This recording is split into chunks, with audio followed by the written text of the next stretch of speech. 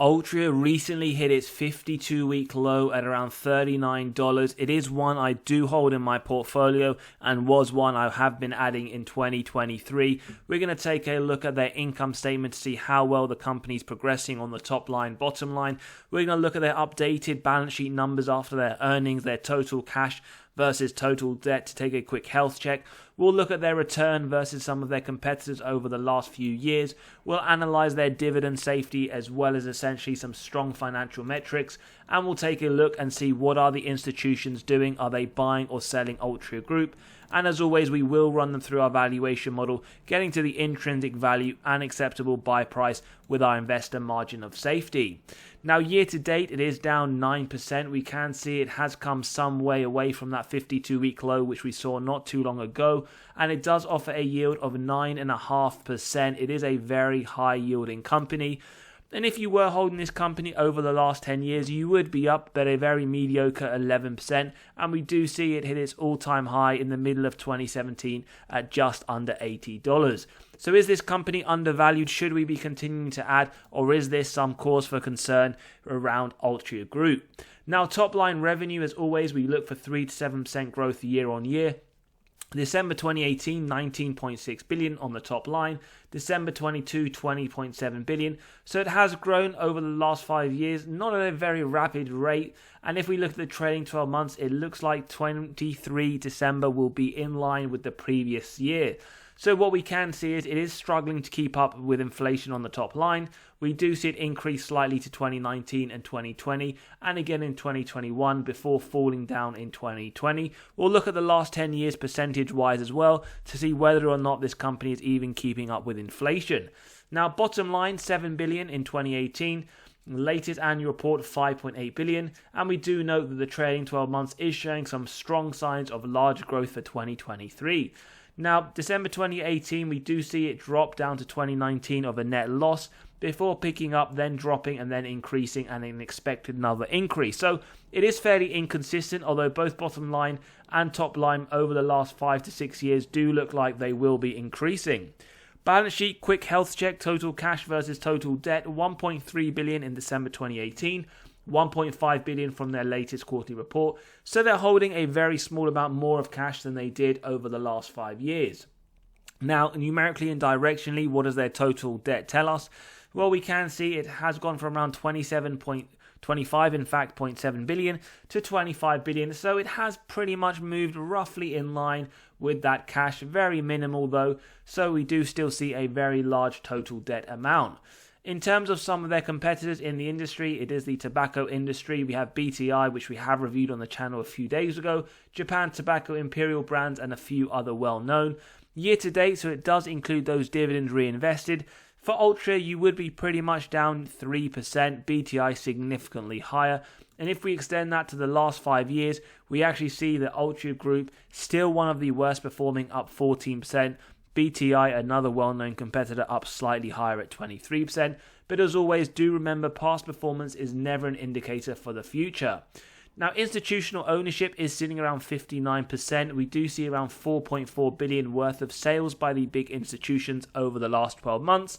But we see significantly more buying, 55 billion by the same institutions over the same time period. In fact, we see a huge buy of 51 billion in Q2 of this year. So institutions do like this stock. They are buying rather than selling. But as always, we do our own due diligence and we shouldn't copy what they're doing. Before we jump into the valuation and the dividend safety, we can take a quick look at their earnings. And over the last few quarters, we can see some mixed results. Q3 of 23, they missed on both earnings per share as well as their top line. Q2, they beat on the earnings per share but missed slightly on their top line. Q1, we see a beat on the earnings per share, a miss on the revenue. And Q4 of last year, we see a beat on the earnings per share again and a miss on the revenue. So very inconsistent over the last 4 quarters. And what we always like to do is a quick comparative, Q3 23 versus Q3 22. Well, from last year, their top line is down 2.5%. Bottom line up significantly, net profit margin up significantly, operating income down. So overall with Altria Group, we do see a lot of inconsistencies, not only in the analyst reports and the analyst earnings, but also versus the comparative prior year. Now, dividend safety score 55, borderline safe. Market cap 73 billion. It is a large cap company. Recessionary metrics, for those that see a recession around the corner, they increased the dividend during the 07-09 recession. Significantly lower sales than the average growth of companies at negative 50%, but they did significantly outperform the S&P at negative 20% versus the S&P's negative 55%. In terms of dividend growth, for me, this is incredible. Not only are you locking in a yield of 9.5%, but you are keeping up with inflation at 4.3% increase last year. Over the last 5 years, 8%, very positive to see. Over the last 20 years, a bit more mediocre in my opinion at 2%. As I always advocate on the channel, you want to be aiming for at least 4% increase in whether that's your dividends, salary, other income producing assets. Otherwise, you are taking an effective pay cut and losing your purchasing power. They are also a dividend king with 53 years of consecutive increases to the dividend. And in terms of dividend yield theory, well, we can see a sign of undervaluation with the current yield above the 5-year average. Although bear in mind, we don't look at any of these models in isolation and we will draw conclusions towards the end of the episode. Forward PE, again, another sign of undervaluation, 8.2 versus 9.6.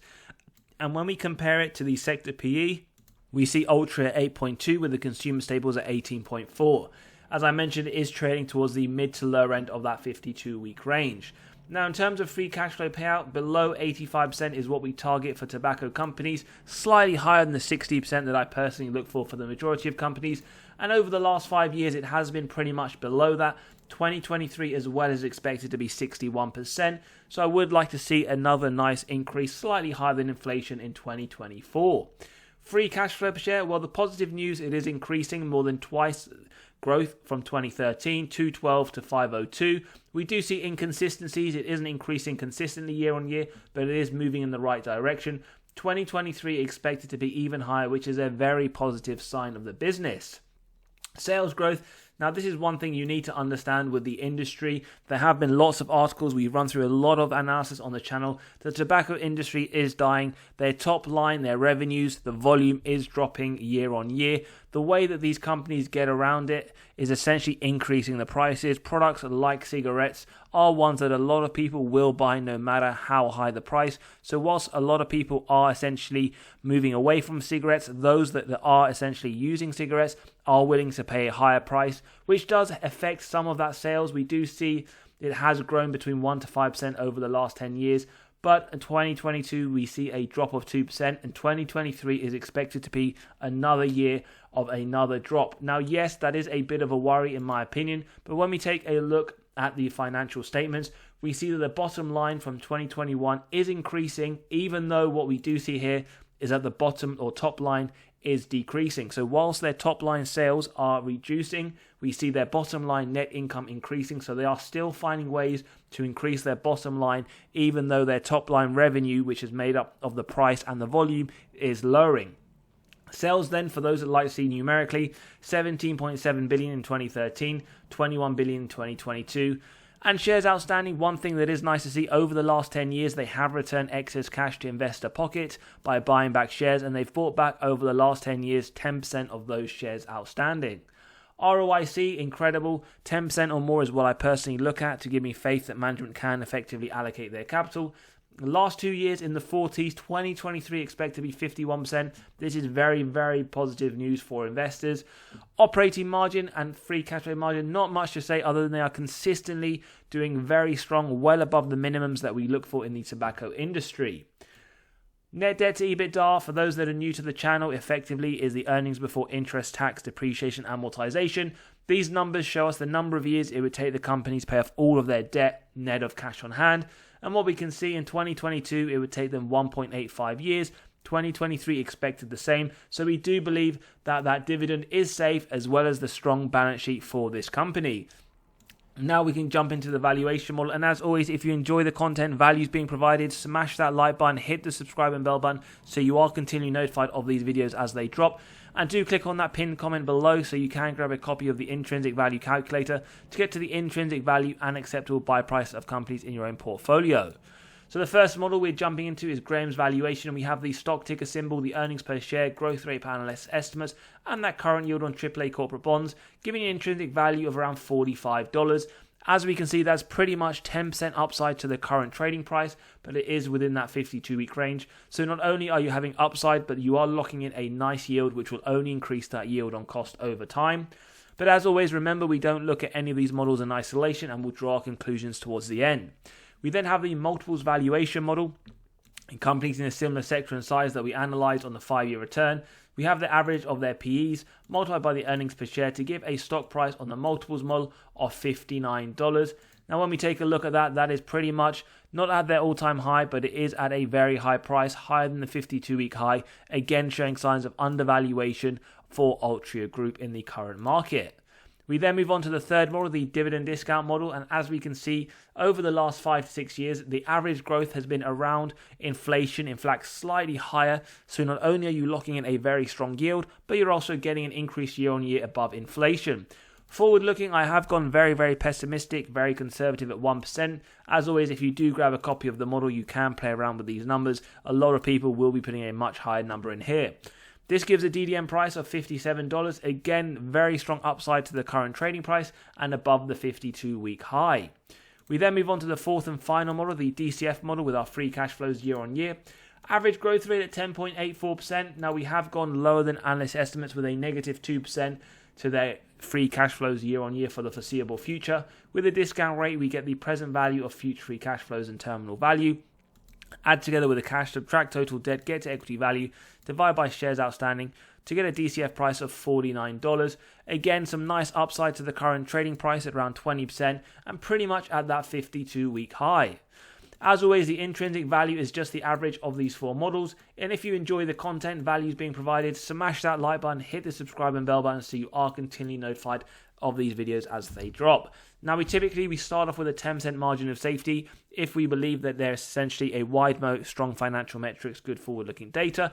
For Altria Group, the industry is dying. It will be interesting to see how these big companies like Altria, like British American Tobacco, Philip Morris, adapt, whether they move into cannabis products, whether they move into the vape industry, which they have had some issues. And we do discuss the vape industry, the illicit products that are sold on the BTI episode we did a few days ago. So if you want to check that out, do go have a look for more details. Margin of safety then at 15%, it is a buy up to $44. At 20%, you are pretty much looking at that margin of safety right now. So right now, you're getting a 20% margin of safety. Now, in terms of Wall Street and what they believe there to be just under 20% upside to the current trading price, around 15 to 20%. So what we're saying in conclusion is that for Altria Group, you are locking in a 20% margin of safety with around a 15% upside per Wall Street analyst. Now, personally, this is one that I do hold. It is one that I have been adding this year. And right now, I do hold a sizable position. So it is one that I won't be adding to significantly over the next few months. But when it does come down to around a 25% margin of safety, which was its 52-week low, I will start to add again below $40. Now, if you ask my opinion, I do believe that it will start to come down again, just given the dying industry itself. But I do believe over the longer term, the intrinsic value is fairly high. And over the foreseeable future, we will see it go back above that $45 that we did see, or $48 at the 52-week high. But it just might take some long term. And it does depend on whether or not you have faith that they will be able to move out, not completely of the tobacco industry, but into other areas such as cannabis and other places for them to extend their essential top line revenue. As always, let me know your thoughts on Altria Group. Is this one you do believe to be undervalued? Is it one that you're looking to buy? Or maybe you're looking to stop your position or even sell? As always, catch you on the next episode. Don't forget to smash that like button, hit the subscribe button and bell button to be continually notified of the videos. And do click on that pinned comment below so you can get to the intrinsic value and acceptable buy price of companies in your own portfolio and on your watch list.